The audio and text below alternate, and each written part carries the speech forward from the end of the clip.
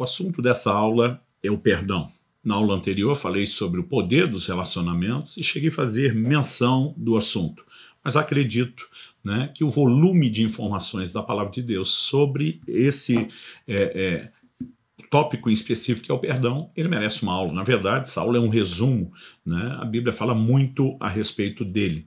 Em Mateus, no capítulo 5, nos versos 23 e 24, Jesus diz: portanto, se você estiver trazendo sua oferta ao altar, e lá se lembrar que o seu irmão tem alguma coisa contra você, deixe diante do altar a sua oferta, vá primeiro reconciliar-se com seu irmão, então volte e faça a sua oferta. É importante entender que as orientações de Jesus se tornariam o padrão dos santos, de todos aqueles que seriam alcançados na nova aliança. A grande comissão de Jesus deixa isso claro, ide por todo mundo, façam discípulos das nações. Ele estava falando de gentios que se converteriam e não de judeus que viviam debaixo da lei. Ensinem-os a guardar tudo quanto eu vos tenho ordenado. Espera-se de todo discípulo de Cristo a obediência aos seus mandamentos. Ainda que não estejamos mais debaixo da lei de Moisés, o próprio apóstolo Paulo diz isso em 1 Coríntios 9, ele não estava debaixo da lei, mas depois ele diz, não estando sem lei, mas debaixo da lei de Cristo. Ou seja, o fato de ter saído debaixo de uma lei específica não o deixava sem lei alguma. Já exploramos anteriormente o conceito de mudança de lei. Quando Hebreus 7,12 diz, onde há mudança de sacerdócio, há mudança de lei. E uma das determinações inquestionáveis de Jesus diz respeito ao perdão. Aqui nós vamos tentar entender de maneira mais abrangente, completa o perdão, mas o fato é de que a simples ordem dada, para que sequer se adore a Deus antes de perdoar, ela precisa ser praticada. Então, na aula anterior, mostramos que desconexão no nível horizontal, no relacionamento com as pessoas, gera desconexão no nível vertical com Deus. Então, nós precisamos entender que isso é, de fato, o ponto de partida. O perdão que damos ou retemos às pessoas determina se receberemos ou não de Deus o perdão. Em Mateus, no capítulo 6, nos versos 14 e 15, o próprio Jesus diz, porque se perdoarem aos outros as ofensas deles, também o Pai de vocês que está no céu perdoará vocês. Se, porém, não perdoarem aos outros as ofensas deles, também o Pai de vocês não perdoará as ofensas de vocês. Então, nós precisamos, de fato, reconhecer que se negarmos o perdão a quem quer que seja, interromperemos o fluir da graça de Deus na nossa própria vida. A palavra de Deus ela é clara a respeito disso, mostrando que, de fato, nós podemos atrapalhar o fluxo da graça de Deus que toca na nossa vida, onde simplesmente deixamos que esse tipo de problema surja, que ele encontre lugar nas nossas vidas. Aliás, é exatamente isso que diz o livro de Hebreus. Em Hebreus, no capítulo 12, a Bíblia diz, segui a paz com todos e a santificação. Procurem viver em paz com todos e santificação. O que é essa paz? Evidentemente, está falando de estar em harmonia, de evitar conflitos. Ele diz em santificação, sem a qual ninguém verá o Senhor. Mas, de alguma forma, estar em paz com os outros é parte da obra de santificação de Deus na nossa vida. Na sequência, ele diz, cuidem para que ninguém fique afastado da graça de Deus e que nenhuma raiz de amargura brotando cause perturbação e por meio dela muitos sejam contaminados. Então alguém pode se privar, se afastar da graça de Deus? Sim, como? Por conta de uma raiz de amargura. Então muitas vezes as pessoas tentam avaliar o perdão na perspectiva sentimental. Normalmente, como pastor, estou há quase 31 anos exercendo o pastorado, eu já tive que aconselhar muita gente a perdoar. As pessoas dizem, mas não é justo, a pessoa fez o que quis, fica por isso mesmo, como assim, não vai ter nenhum tipo de justiça? E normalmente a gente tem que começar dizendo às pessoas, olha, antes de mais nada, você precisa entender que o perdão que Deus exige de você não é só por causa de outro. O que dói para muita gente é achar que Deus está mais preocupado com o meu ofensor do que comigo. Deus está mais preocupado que eu libere do que comigo mesmo. Não, nós não podemos de forma alguma dizer isso, porque a Bíblia diz que Deus não faz acepção de pessoas. Então como é que Deus vai amar mais o seu ofensor do que a você? O que eu e você precisamos entender é que aquilo que o seu ofensor te fez, que já produziu um dano enorme, não é o único dano que pode ser produzido. Se você não perdoar, esses danos vão aumentar. E Deus está querendo proteger você de você mesmo, dos seus sentimentos errados, da sua falta de perdão, porque isso certamente trará dano.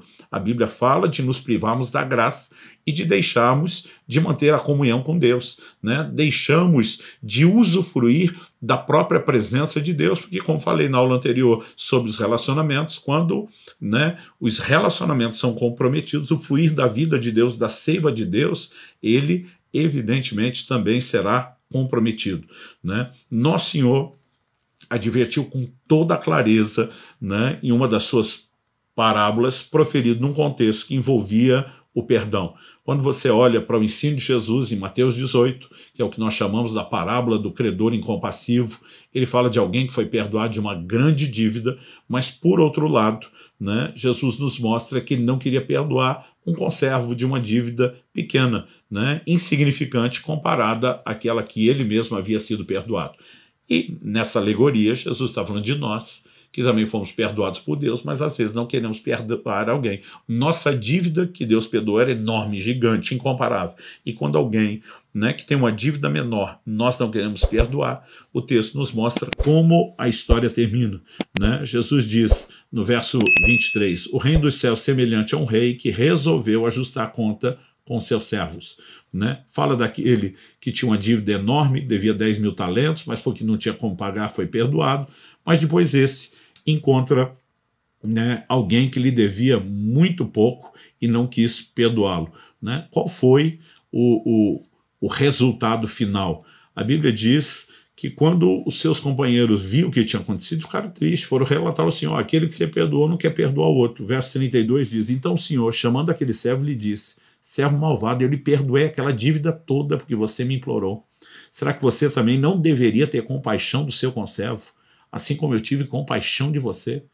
Verso 34, indignando-se, o Senhor entregou aquele servo aos carrascos até que ele pagasse toda a dívida, ou seja, o perdão que já havia sido dado foi revogado. Agora olha o verso 35 na sequência. Assim também o meu Pai que está no céu fará com vocês se do íntimo não perdoarem cada um seu irmão. Ele está dizendo, você está aí celebrando o seu perdão? Se você não fizer, você perde o seu. Não é apenas não ser perdoado das próximas, é até o perdão que já foi lhe estendido, ele será revogado. Então, as ofensas das pessoas contra nós não são nada em comparação com as ofensas que o nosso Pai Celeste deixou de levar em conta. E se formos perdoados por ele de uma dívida impagável, então nós também devemos perdoar aqueles que nos ofendem. Então, um dos primeiros fundamentos quando falamos do assunto do perdão é que quem não perdoa não é perdoado e o perdão recebido é revogado, né? Isso é ponto inquestionável no ensino de Jesus e não tente dizer que isso é conversa do Antigo Testamento, que Jesus veio falar para os judeus do Antigo Testamento que estavam debaixo da lei. Evidente, Jesus disse, ouviste o que foi dito aos antigos, aí ele vai fazer citações da lei.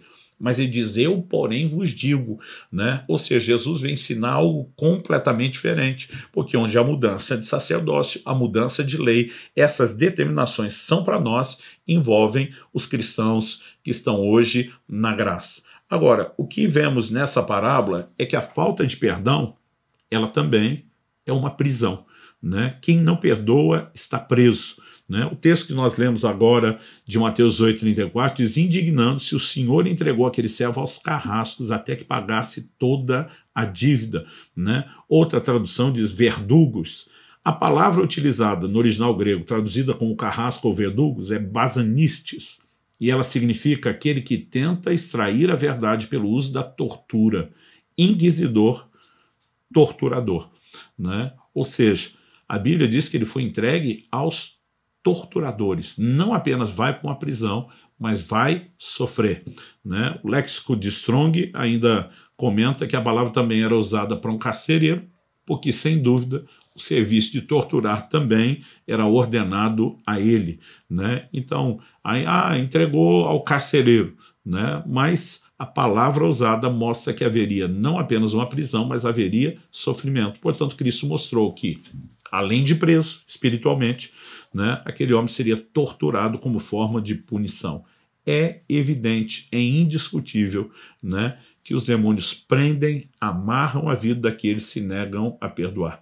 A única coisa que poderia guardá-los e protegê-los, a graça de Deus, que eles simplesmente se privaram quando negaram o perdão, né? Agora os leva a uma exposição, e há um outro texto que fala claramente sobre o diabo alcançar vantagem quando alguém não perdoa, né? O apóstolo Paulo fala disso na segunda carta aos Coríntios, no capítulo 2, nos versos 10 e 11, e diz: a quem vocês perdoam alguma coisa, eu também perdoo, pois o que perdoei, se é que perdoei alguma coisa, eu fiz por causa de vocês na presença de Cristo. Pensa num lugar que nós temos que resolver as pendências. Na presença de Cristo. Mas ele diz, para que Satanás não alcance vantagem sobre nós, pois não ignoramos quais são as intenções dele. Então, quando Paulo diz, para que Satanás não alcance vantagem sobre nós, nós perdoamos, é evidente que quando o crente não perdoa, quem leva vantagem é o diabo. Então, quando falamos de sofrimento, quando falamos de prisão, de torturadores, estamos falando de ação maligna, estamos falando da operação não só de Satanás em pessoa, mas do seu exército, daqueles que trabalham debaixo do seu comando. Acredito que é por isso que a Bíblia alerta, como o faz em Efésios capítulo 4, verso 27, a não dar lugar ao diabo. E o curioso é que quando a Bíblia fala sobre não dar lugar ao diabo, ela fala isso dentro de um contexto muito específico, né? E qual é o contexto, né? O verso anterior, o 26, diz, irai-vos e não pequeis. Então, a ira em si não é pecado, mas o que você vai fazer com o sentimento depois é outra conversa. Porque a Bíblia diz, não deixem que o sol se ponha sobre a ira de vocês e nem deem lugar ao diabo, né? Então, o problema é quando o sentimento não é resolvido, não é administrado e é postergado. E é isso que significa não deixe o sol se pôr, tipo, não deixa para amanhã, resolva logo. Nós olhamos para a Escritura e vemos que uma pessoa que não resolve, ela está dando lugar ao diabo, né? Ela está abrindo espaço para ser atacada, né? O apóstolo Pedro escreve em 1 de Pedro, no capítulo 5, nos versículos 8 e 9, o seguinte, sejam sóbrios e vigilantes. Né? Em outras palavras, fiquem alertas, né? Preste atenção, porque ele diz, o inimigo de vocês, o diabo, anda em derredor como leão que ruge, procurando alguém para devorar. Resistam-lhe firmes na fé. Eu olho para essa declaração e vejo, o diabo está andando em derredor, como um leão que ruge, buscando quem possa tragar, diz outra versão, ou devorar, né? Ele não pode fazer isso com qualquer um, ele está procurando pessoas que se expõem, que dão lugar ao diabo, né? Que dão brecha, falando na linguagem que a gente costuma ter no meio cristão, né? Elas estão simplesmente permitindo que o diabo tenha espaço e vantagem para feri-los, e evidentemente quando falamos de uma prisão, que a falta de perdão é uma prisão, né? Nós estamos nos expondo. Então, a Bíblia nos mostra que nós temos que resistir ao diabo. E uma das formas de resistir a essa vantagem é a que Paulo declarou. Nós perdoamos para que Satanás não leve vantagem sobre nós. Quando nos recusamos a perdoar, estamos deliberadamente quebrando todos esses princípios e vamos nos expor.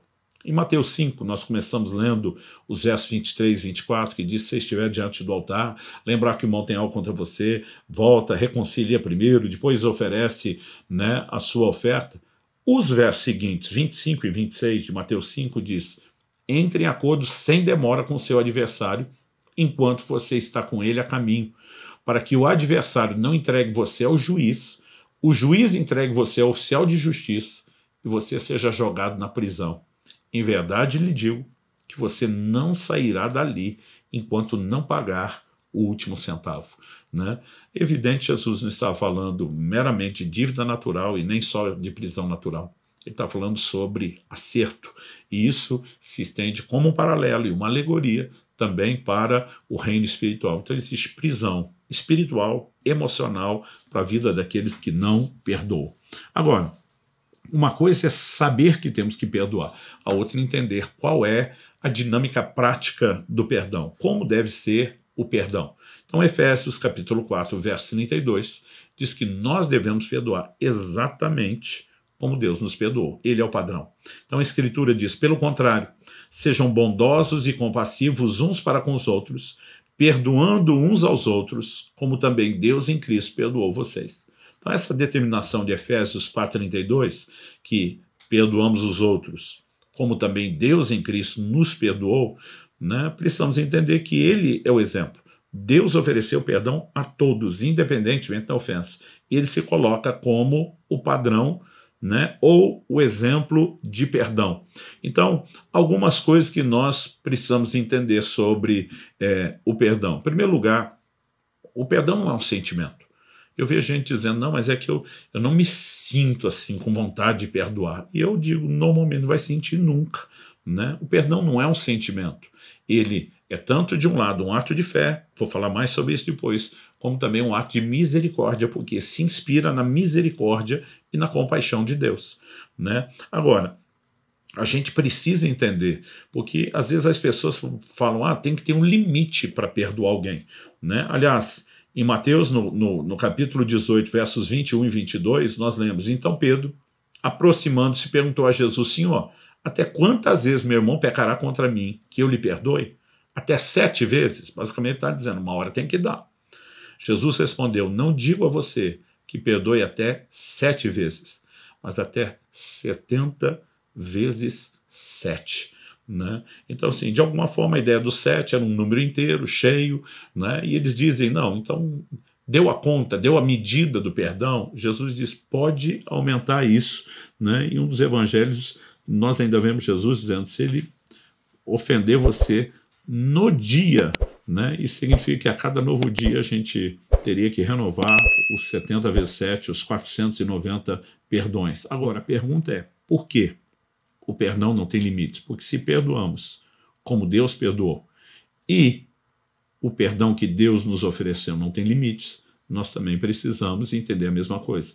É lógico que pessoas serão responsabilizadas pelo que fazem, né, e não podemos confundir o perdão com injustiça, mas antes de mexer nesse ponto, eu quero aproveitar que, embora isso seja muito mais uma aula doutrinária, a gente consiga terminar deixando alguns conselhos práticos, porque é de fato uma área onde eu vejo muita gente se prendendo, se enroscando, e esse entendimento pode ajudar você ou alguma pessoa que você conheça, com quem você possa compartilhar essa aula e esse ensino. Então, vou voltar no que eu falei antes. O perdão não é um sentimento. Ele é uma decisão e ele é como as decisões que os cristãos devem tomar, uma atitude de fé. Certa vez, quando Jesus ensinava os discípulos a perdoar, está em Lucas 17, ele foi interrompido por um pedido bem particular e peculiar. Né? Lucas 17, 3 a 5. Tenham cuidado. Se o seu irmão pecar, repreenda. Se ele se arrepender, perdoe-lhe. Então a ideia de repreender, de chamar atenção, né, não significa que a gente faz vista grossa, que a gente finge que não houve erro. Agora a Bíblia diz, se ele se arrepender, perdoe-lhe. Se pecar contra você 7 vezes num dia e 7 vezes é para lhe dizer, estou arrependido, perdoe-lhe. Então os apóstolos disseram ao Senhor, aumente-nos a fé. Vamos prestar atenção nesse texto, porque quando eles olham e dizem, pera, Senhor, o Senhor está querendo dizer que todo dia a gente tem que perdoar várias vezes essa pessoa, né, das ofensas que ele seguirá fazendo contra nós, né? Então, a gente está aqui olhando para um texto como esse, né, e se perguntando o que é que Deus tem em mente. Não é apenas promover o conceito de que o perdão não tem, né, limites, mas muito mais do que isso. Eles entendem que para praticar o que Jesus está falando, eles precisavam de fé. Foi por isso que interromperam o ensino de Jesus para dizer, aumente-nos a fé. Curioso que a essa altura você precisa lembrar que os apóstolos estão andando com Jesus, são enviados por ele de 2 em 2 nas cidades antes dele, para preparar o caminho à chegada do Senhor.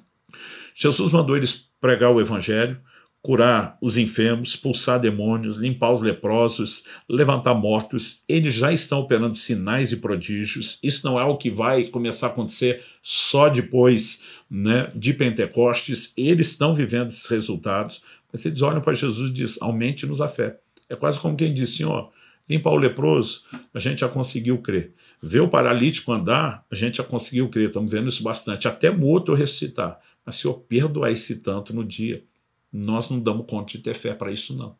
Né? E o que é que Jesus responde quando eles pedem aumenta-nos a fé?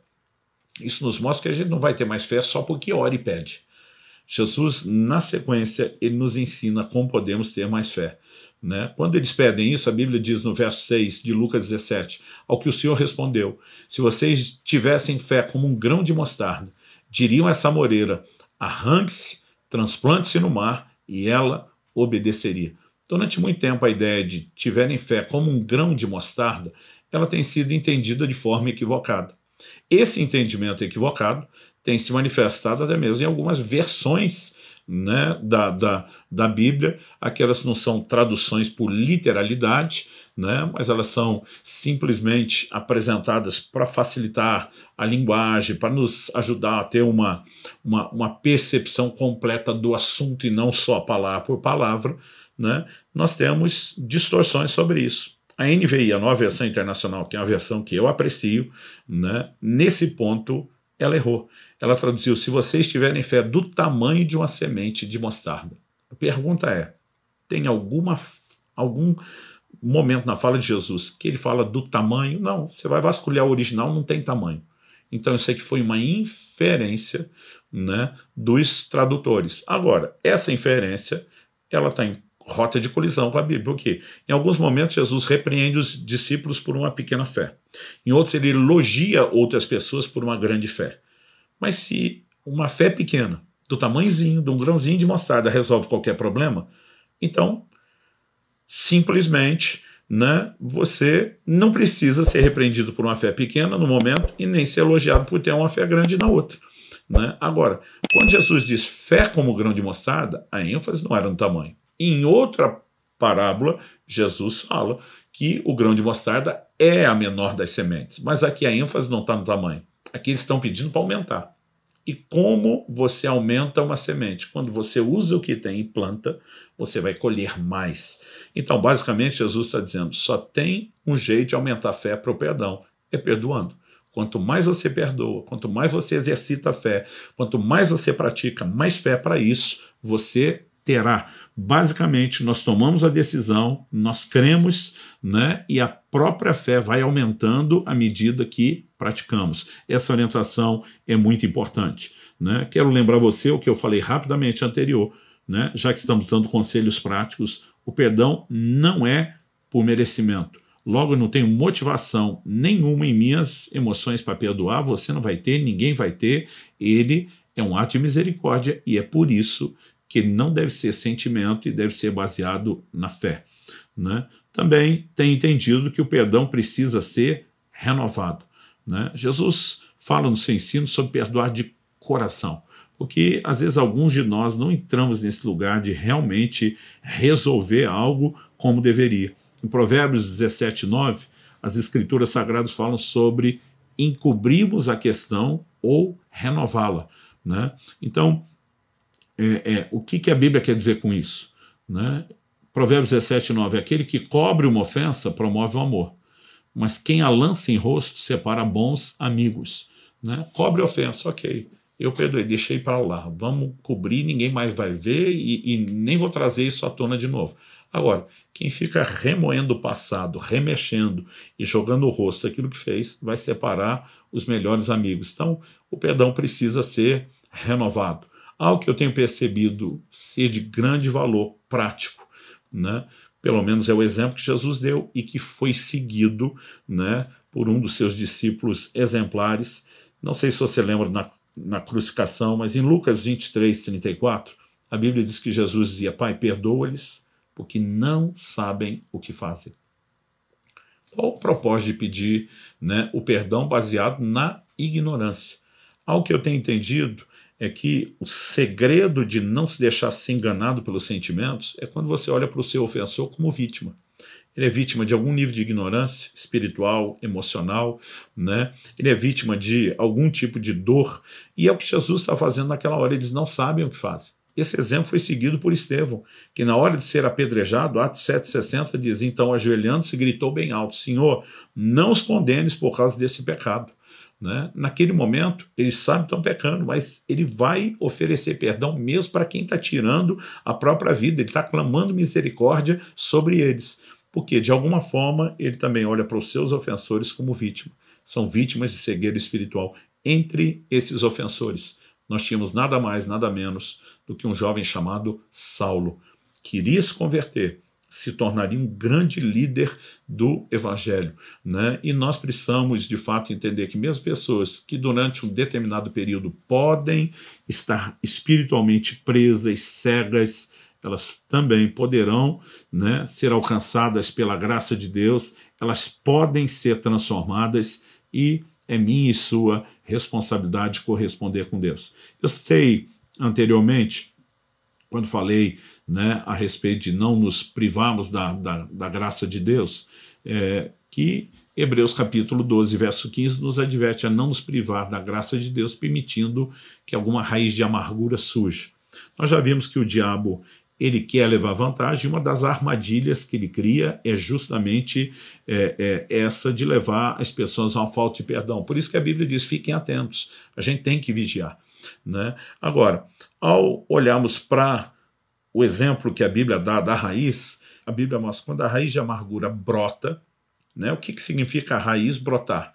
Quando uma semente é plantada, a primeira coisa que acontece com a germinação, né, é que as raízes começam a surgir e se formam. É a primeira parte da planta. Agora, enquanto as raízes estão se formando, você tem aquela parte do processo que é invisível.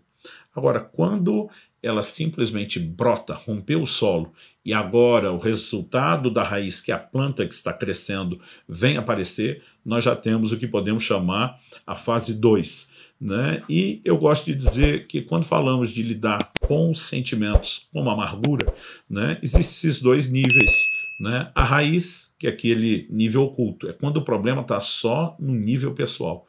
Né? Mas nós temos também a planta, quando ela brota, é quando virou coletivo, né? E a Bíblia diz, e muitos se contaminam.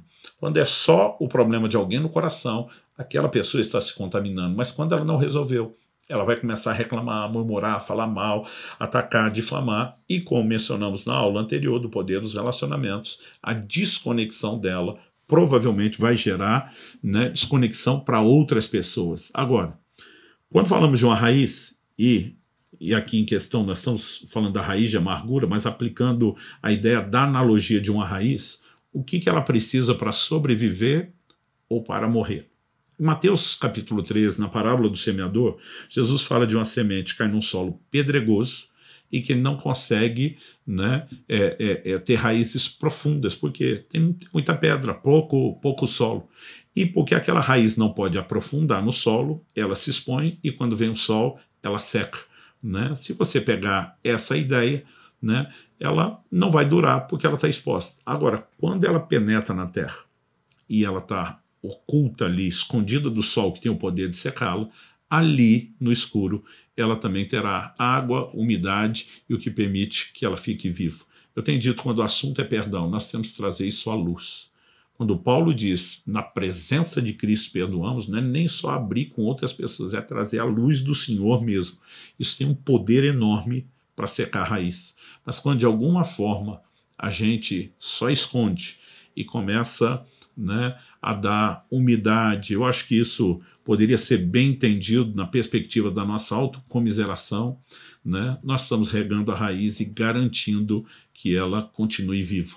Então, que cada um de nós possa, de fato, entender a doutrina, que é inquestionável, corresponder com Deus, mas com a sabedoria correta.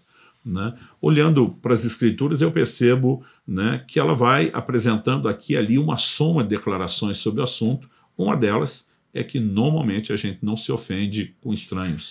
No Salmo 55, a Bíblia nos diz, do 12 ao 14, não é um inimigo que me afronta. Se fosse, eu suportaria.